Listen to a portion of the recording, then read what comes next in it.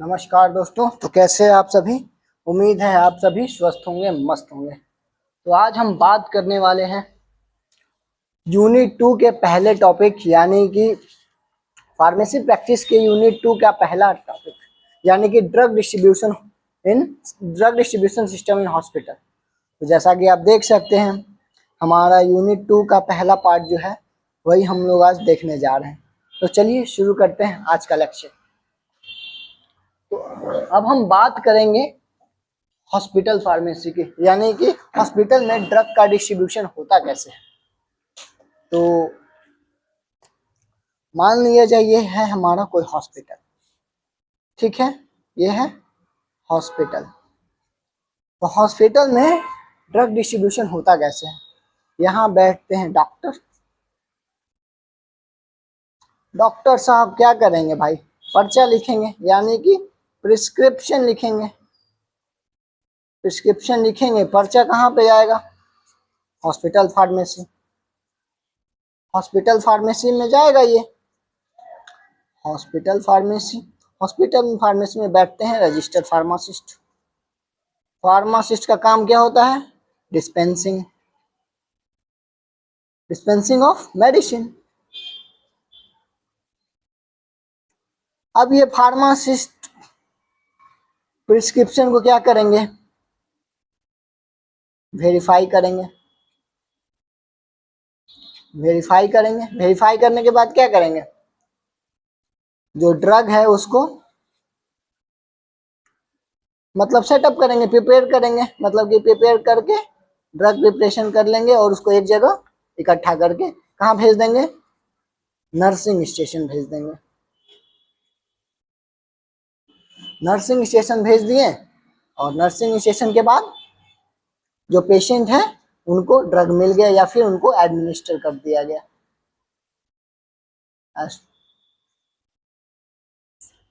समझ गए। तो यही है हमारा टॉपिक।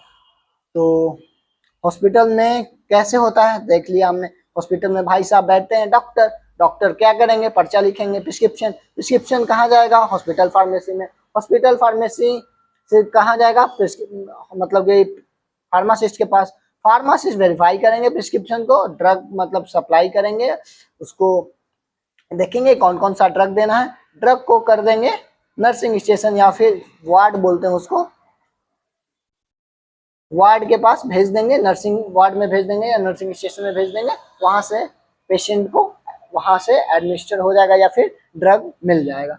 तो यही है आज का। तो चलिए शुरू करते हैं।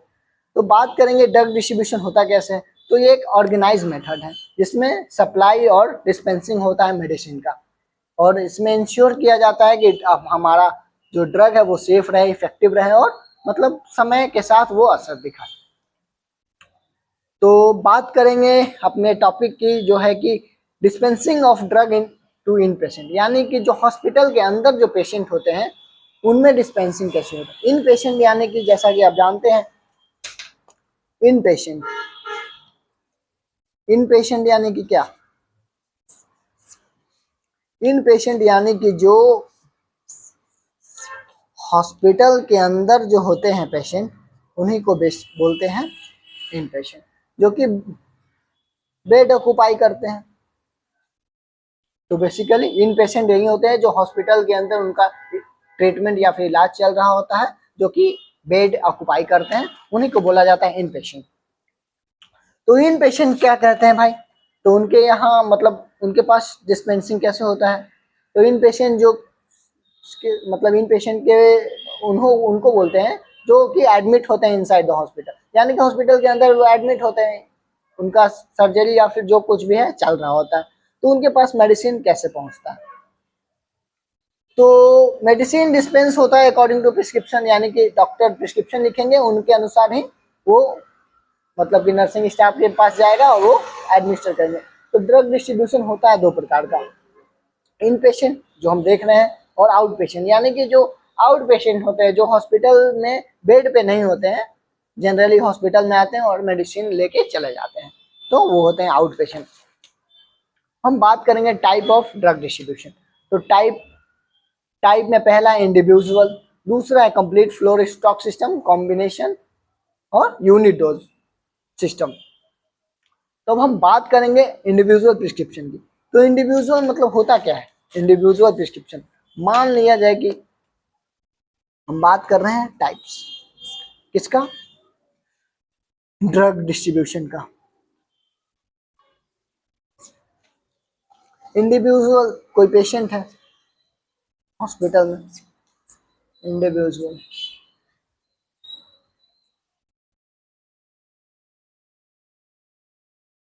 तो डॉक्टर ने इनको लिखा प्रिस्क्रिप्शन, डॉक्टर है ये लिखे इसको प्रिस्क्रिप्शन, प्रिस्क्रिप्शन लिखे। अब इनके पास ये जाएगा किन्हीं के, डायरेक्टली चला जाएगा किसके पास, फार्मेसी में, फार्मेसी से चला जाएगा ये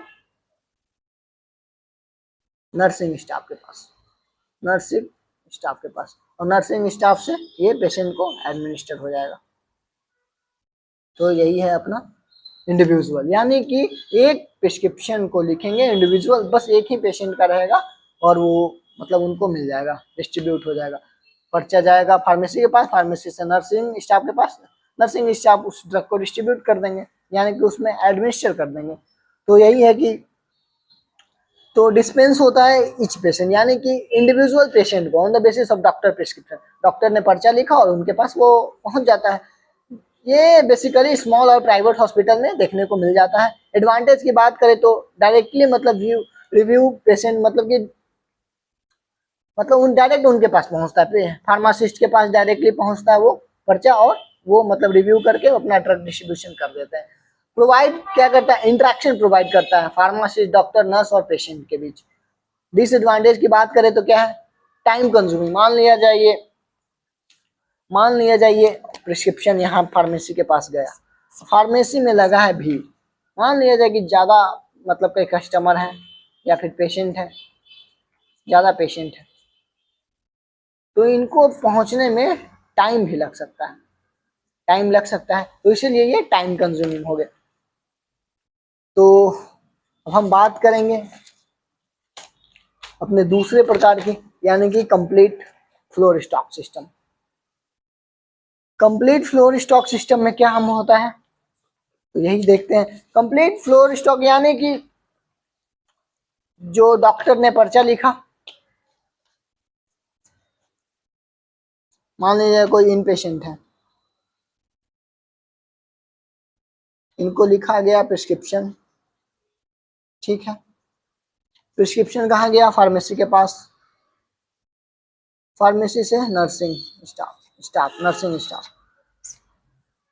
तो नर्सिंग स्टाफ स्टॉक कर लेते हैं कुछ, जब जरूरत होता है यहाँ पे स्टॉक मेडिसिन का रहता है, जब जरूरत होता है तो पेशेंट को दिया जाता है। तो यही है कि कंप्लीट फ्लोर, यानी कि एक फ्लोर पे स्टॉक कर लिया जाता है और ड्रग को, और वो पेशेंट को जरूरत पड़ने पर वो दिया जाता है।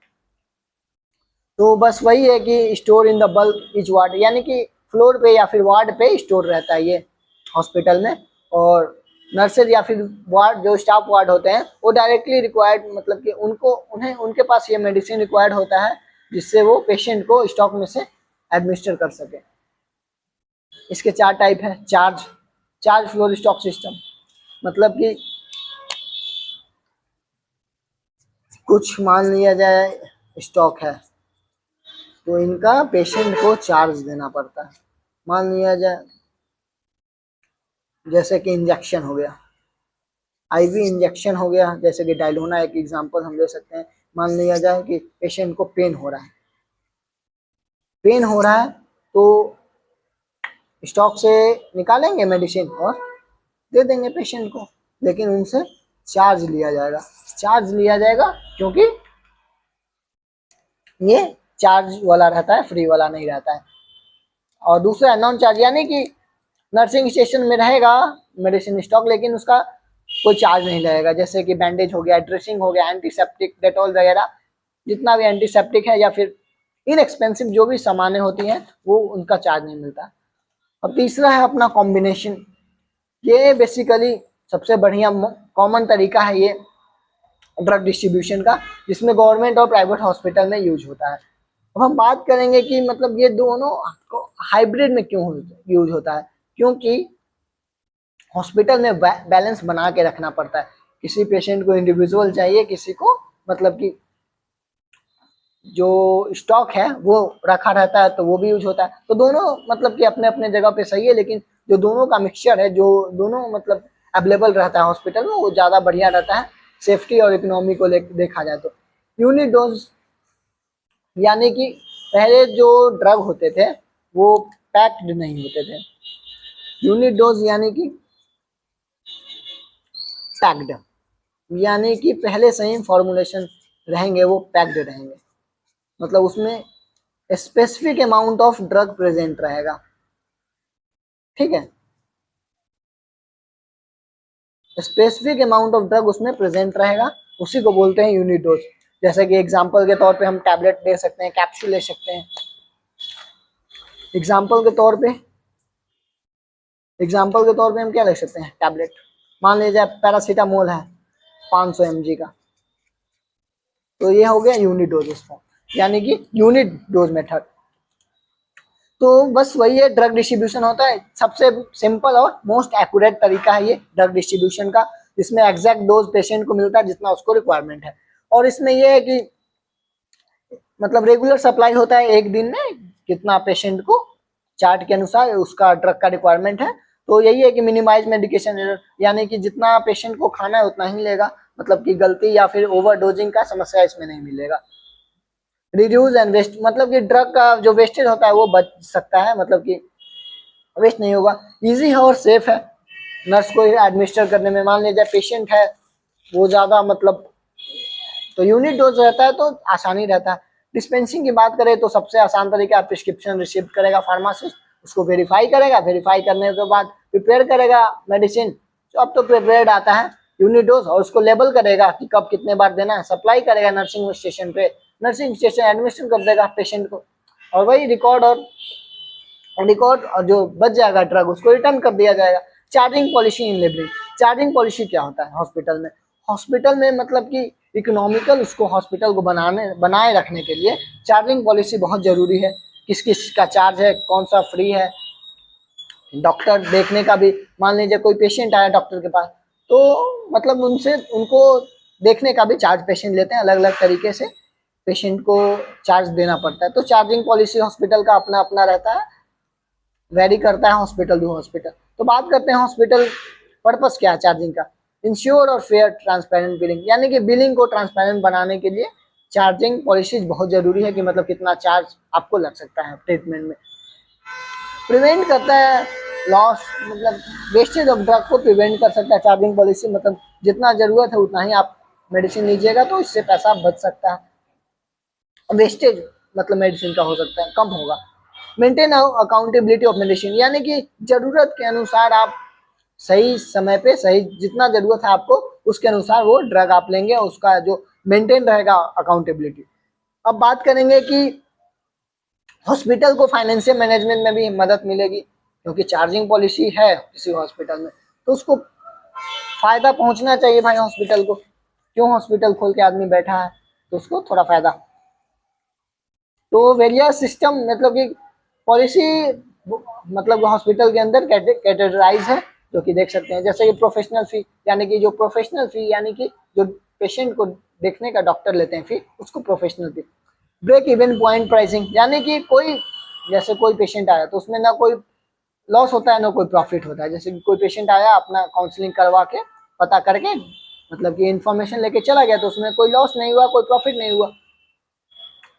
कॉस्ट प्लस प्राइसिंग, यानी कि ऐसा प्राइसिंग जिसमें मतलब कि पेशेंट का इनकम मतलब कि ड्रग से ज़्यादा हो, यानी कि income from drug. Computerise pricing, यानी कि उसका जो बिलिंग है वो उसका प्राइस होता है। प्रॉफिट एस्पेक्ट, यानी कि जो ओवरऑल चार्ज है, बेड चार्ज हो गया वगैरह वगैरह, वो सब प्रॉफिट एस्पेक्ट में आ जाता है। अब बात करेंगे लेबलिंग, तो लेबलिंग सीधा रिफ्लेक्ट करता है फार्मेसी डिपार्टमेंट को। फार्मेसी डिपार्टमेंट यानी कि क्या, प्रोडक्ट जो भी है अपना वो कंटेनर, यानी कि पैक्ड है, पैकेजिंग है, उसका कंटेनर है, या फिर प्रोडक्ट डिस्प्ले करता है क्या, इंफॉर्मेशन, कि मतलब वो कौन सा प्रोडक्ट है, कौन सा ब्रांड का है, कौन सा कॉम्बिनेशन है। तो लेबलिंग में बेसिकली ड्रग का नाम आ जाता है, डोजेस फॉर्म वो कौन सा है, जैसे कि सिरप है, सॉलिड है, लिक्विड है, सेमी सॉलिड, स्ट्रेंथ उसका क्या है, बैच नंबर उसका क्या है, एक्सपायरी डेट क्या है, और मतलब कि स्पेशल डायरेक्शन यानी कि उसको कब कब किस किस समय पे लेना है, या फिर उसका प्रिकॉशन।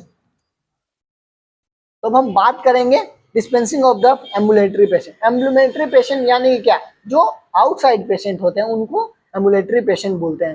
तो वही जो बेड ऑक्युपाई नहीं करते हैं उनको बोलते हैं एम्बुलेटरी पेशेंट। तो जो कि मेडिसिन अपने घर पे ले जाते हैं और सेल्फ एडमिनिस्टर करते हैं।